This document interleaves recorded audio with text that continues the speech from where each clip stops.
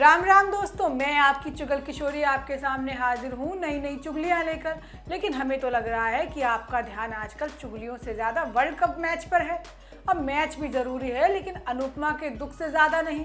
बताओ, आपने अनुपमा जैसी औरत देखी है जिस पर इतना दुख हो? लेकिन अब अनुपमा का दुख भी कम करने के लिए मालती देवी की एंट्री हो चुकी है। मालती देवी अनुपमा के घर में घुस चुकी है और हमें तो लग रहा है कि कहीं मालती देवी अपना सास पनाना दिखा दे।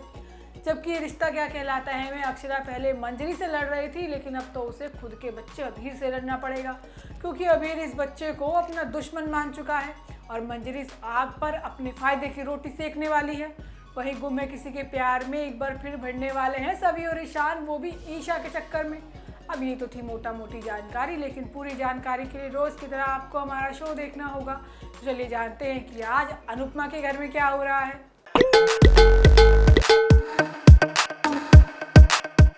अनुपमा में वनराज की औलाद तो खोटी निकल गई है, लेकिन अनुज के गहरे जख्मों पर मरहम लगाने के लिए खुद मालती देवी मां बनकर आ गई है।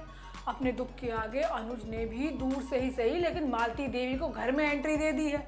अब मालती देवी कैसी भी है, लेकिन है तो अनुपमा की सास ही, और अपने बेटे की खुशी के लिए वो अनुपमा को मनाने की कोशिश करेगी।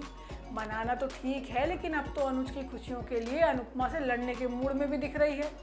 होता ये है कि अनुपमा बहुत दुखी है और अनुज उसका दुख कम करने की कोशिश करता है, लेकिन अनुज को नहीं पता कि आज का दिन उसके लिए मौत से भी बुरा होने वाला है, क्योंकि अनुपमा ने अनुज को झटक दिया है। अनुज अनुपमा की बेरुखी सह नहीं पा रहा है और अपने दिल की बात कहता है, लेकिन अनुपमा कहती है कि मैं तो मर भी नहीं सकती क्योंकि समर को न्याय दिलाना है, रो भी नहीं सकती क्योंकि अपने बेटे से वादा किया है, और आपको देखकर तो मुझे बार बार अपना मरा बेटा याद आता है। अब आपको बर्दाश्त करना मेरे लिए मुश्किल हो रहा है। अब अनुपमा के मुंह से ऐसी बातें सुनकर अनुज टूट जाता है, लेकिन मालती देवी उसे आकर संभालती है, लेकिन अनुज पीछे हट जाता है। अब मालती देवी ने ठान लिया है कि वो अपने अनुज को और दुखी होने नहीं देगी और अनुपमा से बात करेगी। मालती देवी अनुपमा से बात करती है, लेकिन अनुपमा का कहना है कि जब अनुज छोटी से अलग हुए थे तब उसमें मेरी क्या गलती थी, लेकिन मैंने नफरत झेली। जब मैंने छोटी के लिए आपको छोड़ा तो मैंने आपकी नफरत झेली, लेकिन यहाँ तो मैंने अपना बेटा हमेशा के लिए खो दिया है और मुझे कोई समझने की कोशिश भी नहीं कर रहा। अनुपमा कहती है कि उसे समय चाहिए भाई भूलने के लिए। दूसरी तरफ काव्या के साथ हुए हादसे से पूरा शाह परिवार परेशान है। किंजल तो इतनी ज़्यादा डर गई है कि अब वो समर के केस में ही नहीं पढ़ना चाहती। वो पारितोष को भी केस से दूर रहने के लिए कहती है। अब किंजल का कहना है कि वो समर को तो खो चुकी है, लेकिन अब परिवार के किसी और सदस्य को नहीं खोना चाहती। अब अगली सुबह पारितोष वनराज के साथ जाने से मना कर देता है। अब दोनों का फैसला जानकर सब लोग परेशान हो जाते हैं, लेकिन बा को किंजल की बात सही लगती है और वो उसे सपोर्ट भी करती है। अब आगे आने वाले एपिसोड में पाकी और अधिक भी वनराज का साथ छोड़ने वाले हैं। वहीं ये रिश्ता क्या कहलाता है में मंजरी का कलेश खत्म होने का नाम नहीं ले रहा, तो वहीं अभीर ने नया कलेश शुरू कर दिया है। उसे लग रहा है कि ये बच्चा ही सारी समस्याओं की जड़ है, लेकिन बच्चा है, उसे क्या ही पता कि दिक्कत कहाँ आ रही है। अभीर अब गुस्से से फूलता जा रहा है, लेकिन हमें भरोसा है कि अभिमन्यु उसे संभाल लेगा। होता यह है कि मंजरी के कल के कांड की वजह से अभिमन्यु अक्षरा से बात करने की कोशिश करता है, लेकिन उसका फ़ोन तो बंद है। अब अभिमन्यु रात को ही अक्षरा से मिलने के लिए पहुंच जाता है, जहां अक्षरा गलत तरीके से सो रही होती है।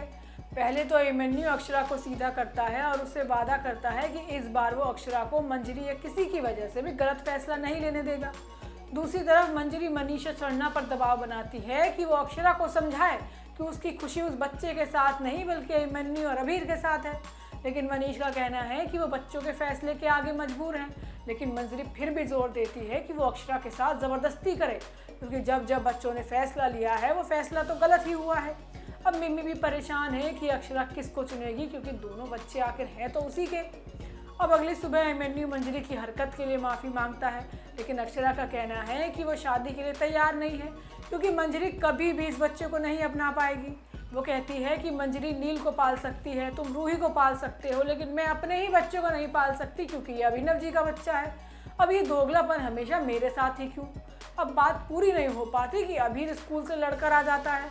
रूही बताती है कि स्कूल के बच्चे शादी को लेकर सवाल कर रहे थे और इसका झगड़ा हो गया। अब अक्षरा अभीर को समझाने की कोशिश करती है, लेकिन अभीर को लगता है कि ये सब बच्चे की वजह से हो रहा है। अब वो बच्चे से नफरत करने लगा है। वो अक्षरा से कहता है कि ये बच्चा हमको नहीं चाहिए, इस बच्चे की वजह से ही आप शादी नहीं कर रही हो। अब घर के होने वाले बच्चे के लिए पूजा रखी गई है और ये बात अभीर को बिल्कुल पसंद नहीं आती। और 11 बजे अक्षरा को स्कूल भी पहुंचना है अभीर के, जहां वो कल समय पर नहीं पहुंच पाएगी और अभीर मंजरी की तरह ही तमाशा करेगा। वहीं गुमे किसी के प्यार में ईशान ने अपने ही परिवार से पंगा तो ले लिया है, लेकिन सुरेखा की बातों ने उसका दिल पिघला दिया है।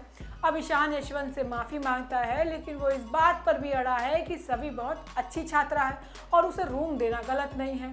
अब यशवंत भी ईशान को खोना नहीं चाहता, इसलिए उसकी सारी बात मान लेता है। अब यशवंत के पास और कोई चारा भी तो नहीं है, क्योंकि पहले तो शांतनु हाथ से बाहर गया, अब ईशान भी जाएगा। वहीं दूसरी तरफ हरनी खुश है क्योंकि सभी को कमरा मिल गया है। अब सभी भी खुशी जाहिर करती है और ईशान की भी खूब तारीफ करती है। वहीं दूसरी तरफ ईशा के जाने का समय आ गया है और ईशा और ईशान को मिलवाने के लिए सभी एक पार्टी का न्योता देती है। अब ईशान आ तो गया है, लेकिन उसे ये नहीं पता कि पार्टी ईशा के लिए रखी गई है। अब ये जानकर वो भड़क जाता है और सभी पर खूब गुस्सा निकालता है, लेकिन ईशा खुश है कि उसने आखिरी बार जाने से पहले अपने बेटे का चेहरा देख लिया। तो दोस्तों, ये तो थी आज के तीनों सीरियल की पूरी जानकारी। आपको हमारा शो कैसा लगा हमें लाइक कमेंट पे ज़रूर बताइएगा, और अगर आपने हमारे चैनल को सब्सक्राइब नहीं किया है तो याद से वो भी कर लीजिएगा। हम आपसे फिर कल मिलने आएंगे इसी समय पर। राम राम।